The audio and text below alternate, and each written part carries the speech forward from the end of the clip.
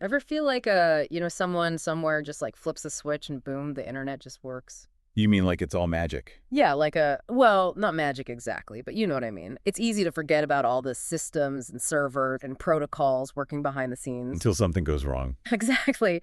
And then it's like, all chaos. Today, we're diving into a system that's basically the backbone of most large organizations. Active Directory, or AD for short.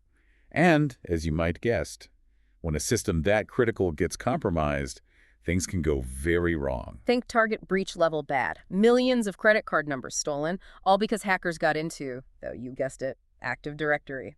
And that's just one example. It's used by about 90% of Fortune 1000 companies. We're talking about the system that controls who has access to what on a network, the keys to the kingdom, so to speak. So if hackers can get their hands on those keys, they can pretty much unlock any door they want. That's exactly right. So how do they do it? How do they break into a system that's supposed to be super secure? Well, our source material for this deep dive is like a hacker's playbook. It's a cybersecurity training module from TryHackMe called Breaching AD. And let me tell you, it's a real eye-opener. It really exposes how attackers think and operate. For starters, they often go after those older, more vulnerable authentication protocols like NTLM. Yeah, NTLM is kind of like using a bicycle lock on your front door. Sure, it might deter some casual thieves, but anyone who's serious about getting in can break it pretty easily. So how does it actually work? I mean, what makes NTLM so easy to exploit?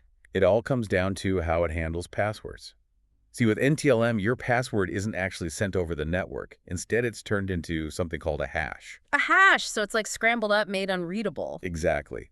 But the problem is these older hash algorithms, they're not as secure as we once thought. So attackers find a way to grab that hash and then unscramble it, like working backward through a maze. Exactly. There are tools available online that can crack these older NTLM hashes ridiculously fast. So it's like having a secret code, but then someone hands out the decoder ring to anyone who wants it. Pretty much. Yeah. And then there's another tactic attackers use, something called an LDAP passback attack. It all starts with a network device, something most people wouldn't think twice about. Okay, give me an example. Say, a network printer. A printer? Yeah. Seriously, what could a hacker possibly want with my printer? Well, you'd be surprised. Many printers have these things called LDAP settings. LDAP. Yeah, LDAP. It stands for Lightweight Directory Access Protocol. Think of it as a way for devices on a network to talk to Active Directory and verify things like usernames and passwords. Okay, that makes sense. So the printer uses LDAP to authenticate with AD. You got it. Now imagine a hacker gets into that printer, maybe through a vulnerability in its firmware or something. Okay, so the hacker is inside the printer. What next? They can change